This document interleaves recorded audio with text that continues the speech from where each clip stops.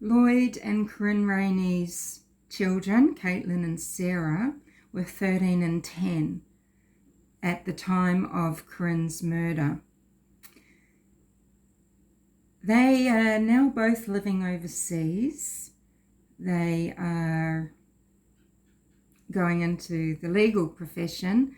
Caitlin has finished her degree and she's now reading for the bar over in the UK, and Sarah is reading law in the UK. I can understand them having an international education. I think for children in cases such as this, there is just so much interest in them that how could they possibly live their lives and succeed in what must already be such a devastating situation. How do you try and continue with life under scrutiny from media and just peers, etc. So I can understand that they're overseas, but they have stuck by Lloyd Rayney the entire time. They've been by his side. Corryn De Silva's family have not. Father Ernest, he just at first was alleging that Lloyd was making it absolutely impossible for them to see the children, that they wouldn't be allowed to see the children alone, without Lloyd, etc. And Lloyd disputes this. He says that they never telephoned the girls. They never sent them a letter. They never requested to visit or came to visit. And he says the girls were, my words, abandoned by Corryn's side of the family, who pretty early on always suspected Lloyd.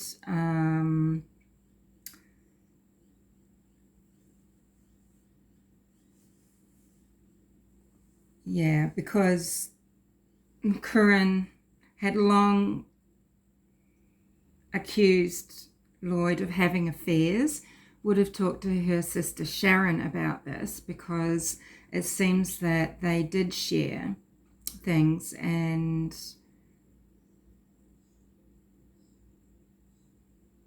according to Corryn, there were many of them, and she called him a snake.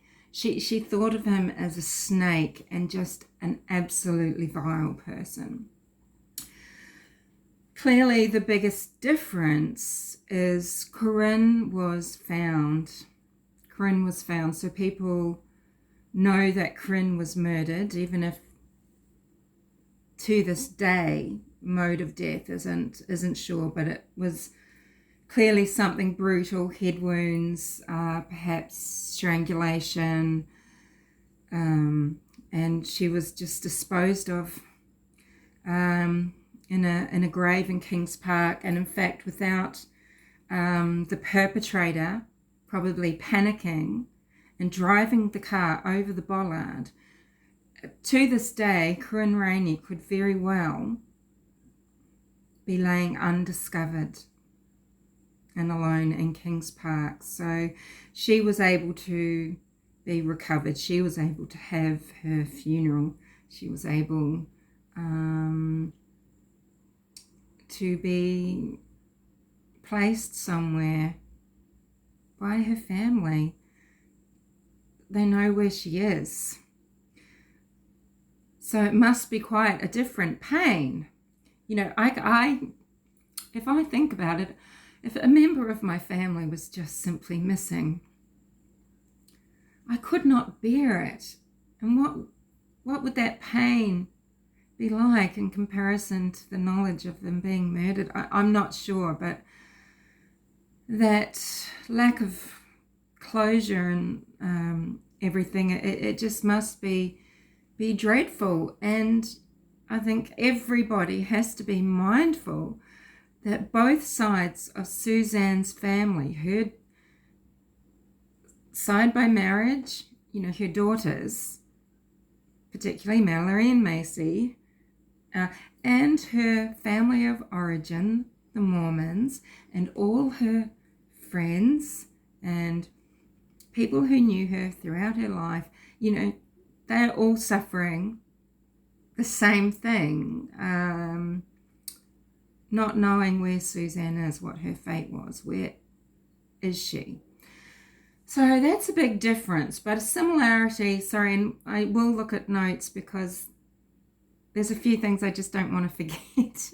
And sometimes when I'm chopping and changing and going back to things, which I'm still going to be doing here anyway in subsequent videos, I know that's very annoying. I am not Bailey Sarian, am I? She tells a great story. So the marriage was acrimonious on the inside, even though perhaps for the sake of the children, because they were in kind of a, when children are sort of going into those teenage years and everything. I mean, that's a delicate time, but they were probably old enough for the separation of their family, maybe because they were old enough to be talked to in a particular way at 10 and 13, I'm not sure. But, the marriage was unhappy, discovered after the fact. The marriage is unhappy, there's infidelity,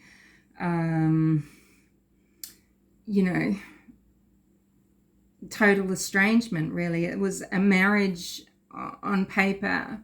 They were living in the same home, but they didn't have that love life together anymore. Their partnership had truly dissolved.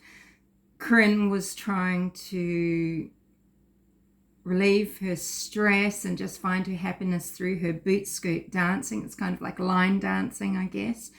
There is suggestion that a friend of hers that she'd known for a number of years, possibly through there, was more than a friend. But to my knowledge at this stage, there's been no confirmation that Corryn had her own infidelity. The two daughters, of course, so Caitlin and Sarah, just like Macy and Mallory, standing by Dad. Now, this one is shocking. Allegations of inappropriate relationship between the daughters and the father. So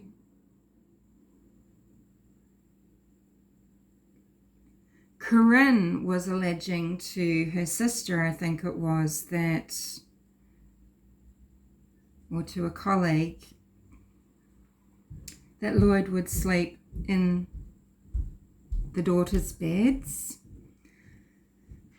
Now, I mean, he and Corryn weren't sharing their own room. Their marriage was estranged. They weren't sleeping in a bed together. I don't know what the situation was in terms of the layout of the house as yet, and did they have a guest bedroom and why he wouldn't sleep in there or on the sofa. But this is an allegation made by a woman who's no longer here to be asked about it again, and it's not, it's kind of a hearsay, isn't it, because it's something that was told, except it's in emails that Corryn has sent. Emails, in fact, Lloyd ensured investigators early on got their hands on. So Corryn has alleged in emails that Lloyd sleeps in the girls' bedrooms with them. And there are allegations, not by family, but, by YouTubers, that there is an inappropriate relationship between Mallory and Barry Morphew. So that's a situation. I mean, Suzanne was deeply concerned about the manipulation, particularly of Macy, by Barry Morphew, playing with her emotions and drawing her into him, probably using her goodness or using the power dynamic of father to daughter, and a daughter's need for protection and love from a father and not wanting to be estranged. We can't truly know what it was like in that household, just as we can't truly know what it was like in the Rayney household. But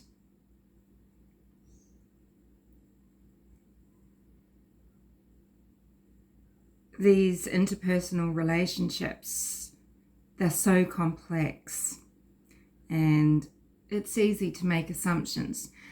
This isn't to say, of course, that these types of relationships don't happen. They really do, and it's a gross abuse of power and trust by the adult perpetrator.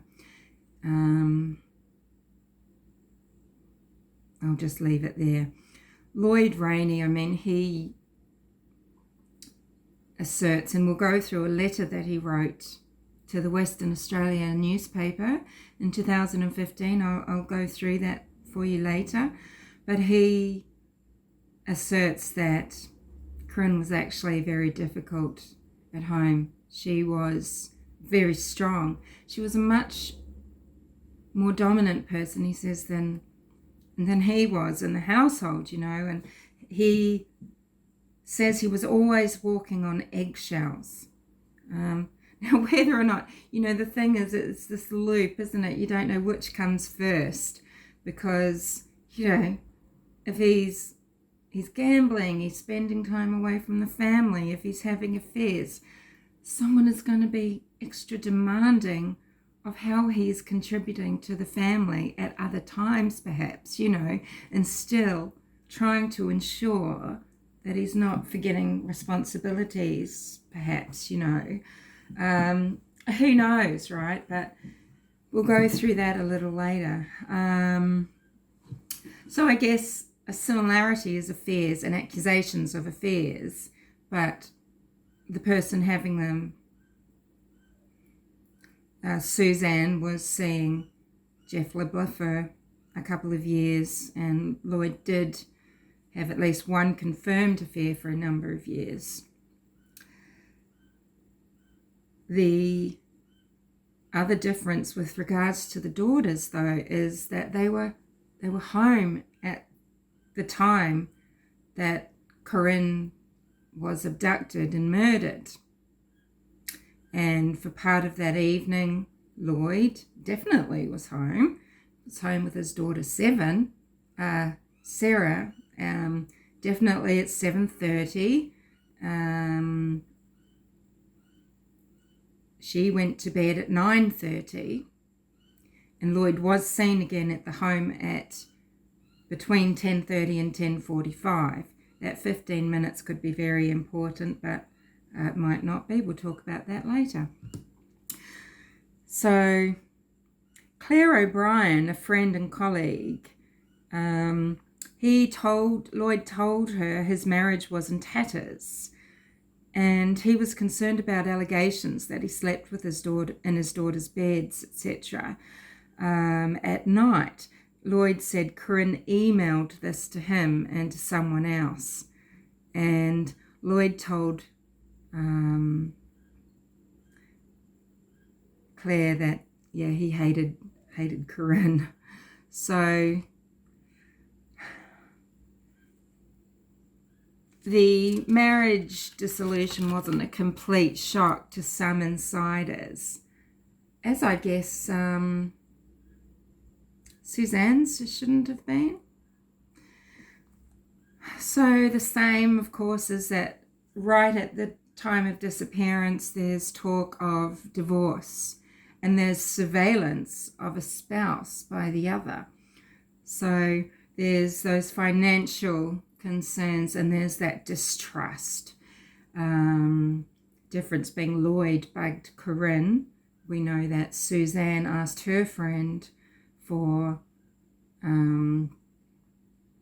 the acquiring of a spy pen, and Lloyd asked Claire, who knew about the marriage dissolution, he asked her if she knew anyone who could help him source some surveillance equipment so he could surveil Corryn and learn about Corryn's divorce strategy.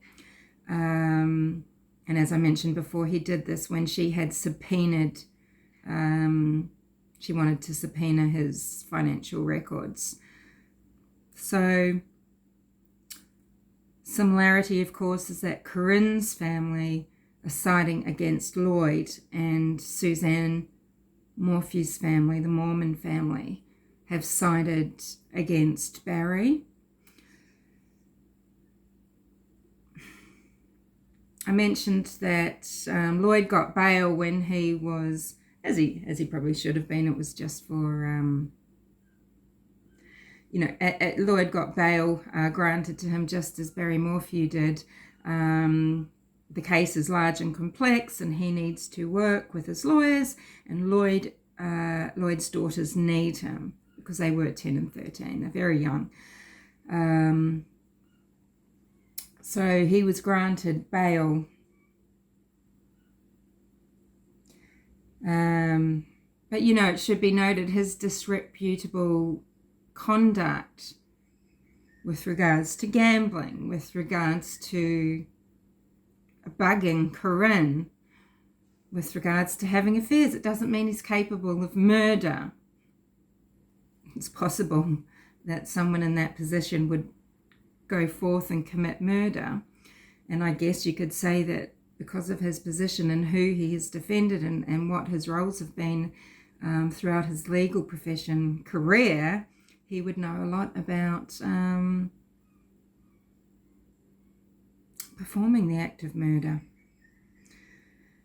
But police, they didn't pursue any other evidence. They didn't pursue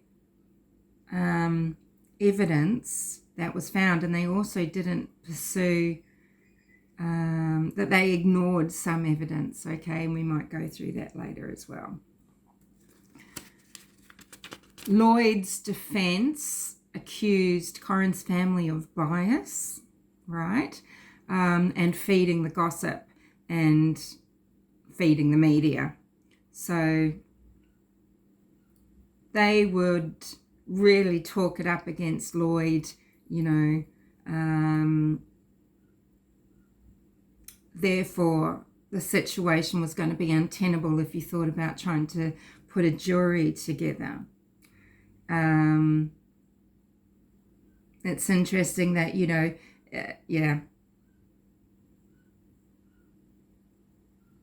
with Colorado, how would you get a jury that's untainted, right? Even if you moved counties.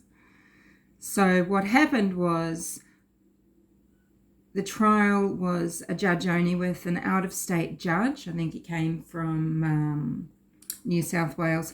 And when the police appeal was dismissed and Lloyd was acquitted for the final time, 3 out-of-state judges reached a unanimous decision. And you could say, I guess, it was purely because they didn't present evidence that showed guilt beyond any reasonable doubt.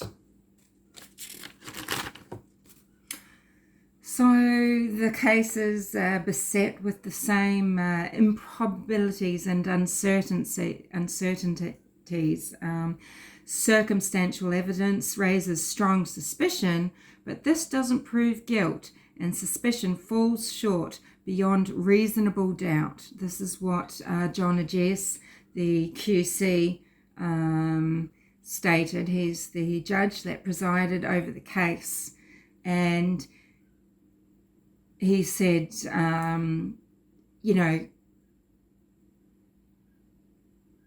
such reasoning is unfair and it's therefore prohibited.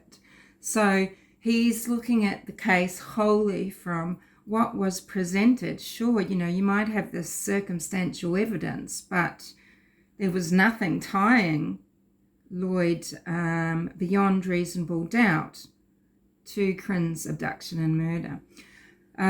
Similarly to Barry Morphew's trial, Lloyd has a female defence team. A lot of money is involved. I mentioned before the amounts in the millions. Lloyd spent over $5 million.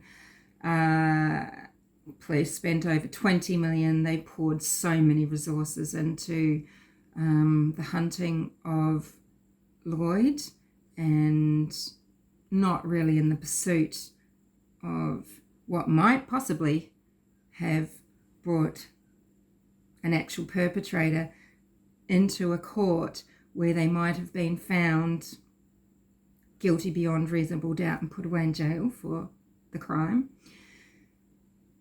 It's taken a huge toll on Lloyd, of course, health, wise, mentally, physically. And Lloyd sued the police. We know that Barry Morphew's team has brought cases against a lot of law enforcement, and including Linda Stanley, the DA in the 11th jurisdiction in Colorado, and that's what Lloyd did. He sued the police.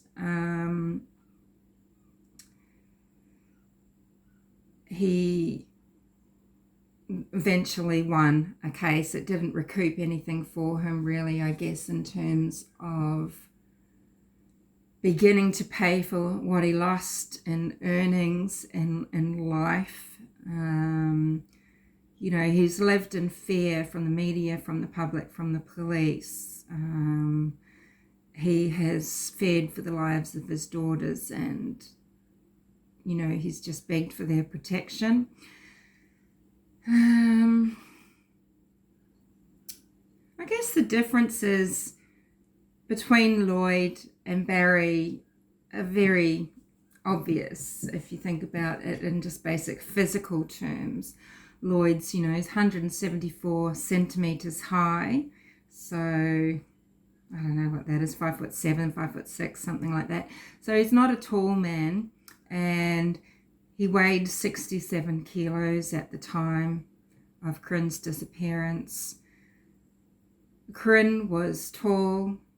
Corryn weighed, I think, 74 kilos. So she would have been very difficult for Lloyd to drag and lift on his own. Corryn's boots had scuff marks on them. She was dragged. Police alleged that it was drag marks from her brick driveway. To my knowledge, they never showed any drag marks on the driveway.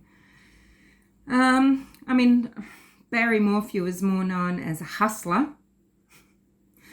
Lloyd, I think, is a bit of a hustler, but really, his thing was that he's a gambler. I think he did take gambles in his professional life. I think he probably wasn't always above board.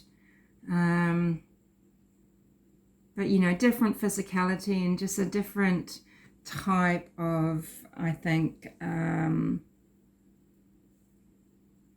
way of processing the world. But possibly both, it seems, as equally despised by their wives. So, where do I want to take you now?